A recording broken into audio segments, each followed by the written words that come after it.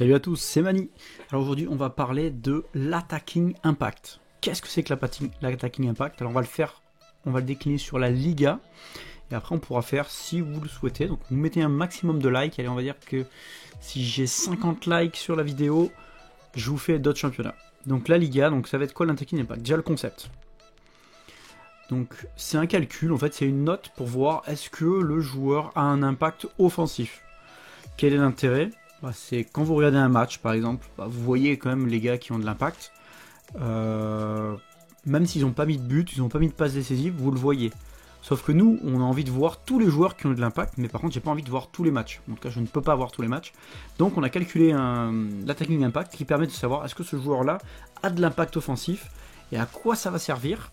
Déjà, mesurer l'activité d'un joueur de façon offensive sur un terrain, mais également essayer de repérer des joueurs qui n'ont pas encore mis beaucoup de passes décisives ou de buts, mais par contre qui ont de l'impact. Et donc, qu'est-ce qui va se passer? Quelque part, un jour ou l'autre, la chance va tourner, la roue tourne, comme dirait un certain Flinky, et donc, à un moment donné, le joueur qui est peut-être un peu visible, parce qu'il a de l'activité mais pas de décisive score sur son rare, va peut-être en avoir davantage, ou un joueur qui revient de blessure, qui a quelques matchs ou un peu de temps de jeu, mais qui a beaucoup d'impact offensif, donc petit à petit, il risque de gagner plus de temps de jeu, et là on va voir des stats qui vont nettement s'améliorer.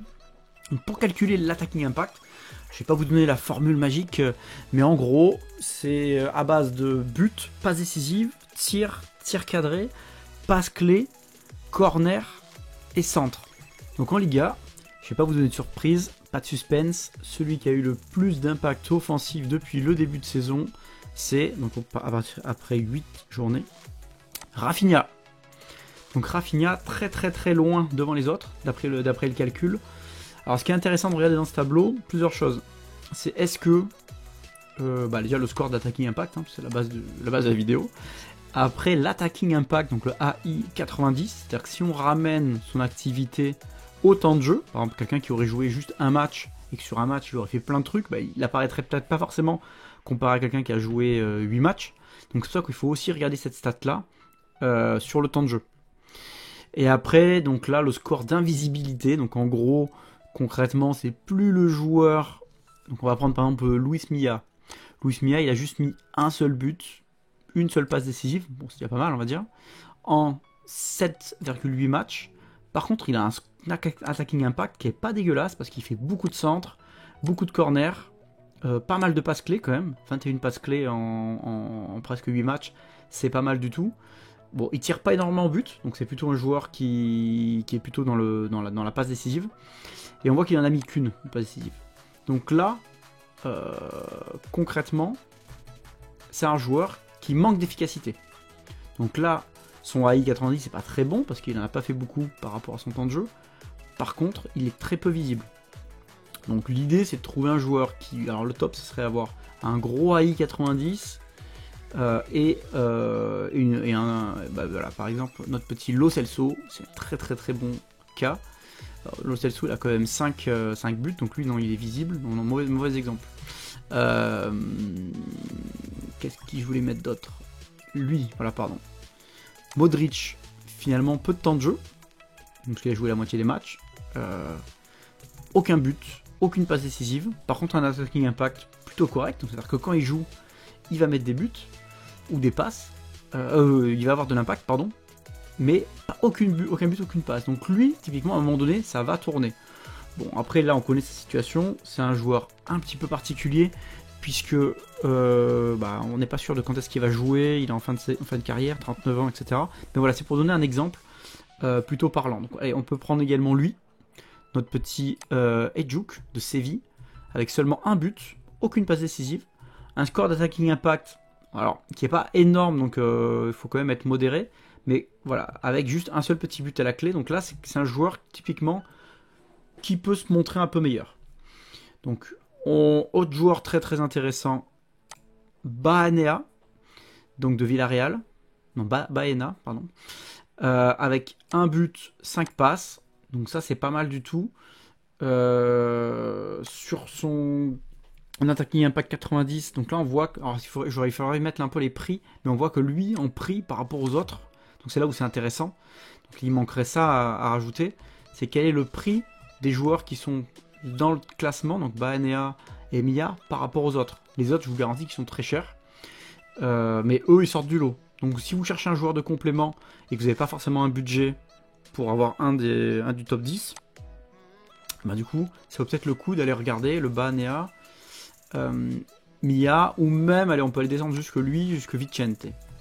Donc Vicente, 2 buts, pas de passe décisive, un decisive score, un attacking impact qui est plutôt correct. Et voilà, lui aussi, pareil, je l'ai mis en invisibilité, parce qu'il a quand même un score qui est pas mal, pour seulement 2 buts inscrits.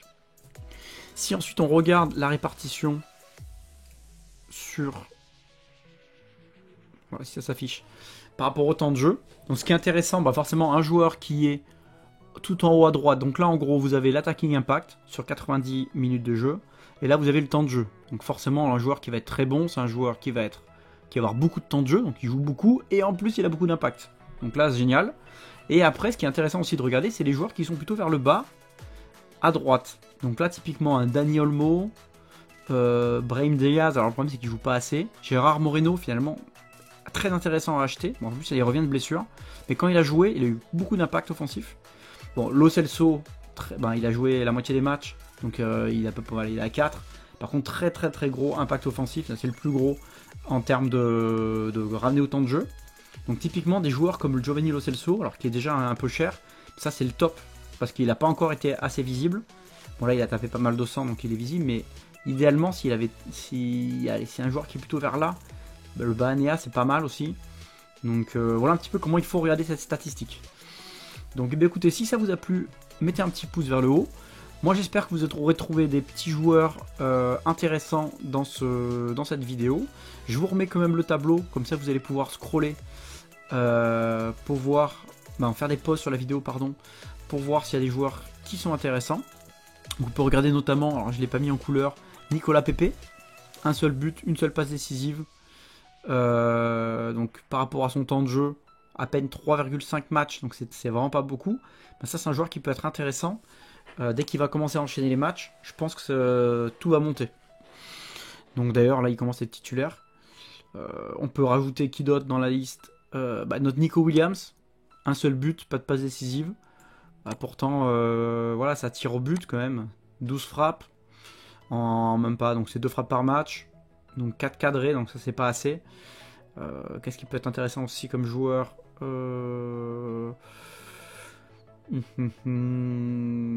qui j'avais vu d'autres, Sergio Gomez aussi. Donc Sergio Gomez très intéressant parce que notamment il fait des centres, il fait des corners. Donc ça j'aime bien aussi moi des joueurs qui ont fait des corners mais qui tirent beaucoup de corners et qui n'ont pas forcément, voilà, comme lui. C'est Lo Celso. Lo Celso, gros potentiel, hein, parce que 24 corners tirés, 31 centres, pas encore une seule assist. Donc lui, typiquement, pour moi, c'est le joueur à prendre absolument aujourd'hui. Donc après, à voir s'il continue sur ses perfs, ça je sais pas.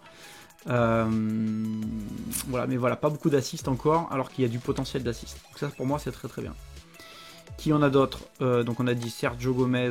Bon, il y a quand même déjà 3 assists, mais par contre, on voit qu'il y a quand même 50 centres. Donc c'est quand même pas énorme, 3 assists sur autant de centres. Donc lui, ça peut valoir le coup, donc avoir le tarif également. Voilà, par contre ça tire pas beaucoup de buts, donc logiquement pas beaucoup de buts. Donc voilà un petit peu les joueurs que je vous conseille et qui peuvent sortir du lot, à part les joueurs très connus comme voilà, Mbappé, Yamal, Rafinha. Donc c'est ça qui est intéressant avec ces stats. Et écoutez, je vous souhaite à tous de bonnes Game Week et à bientôt.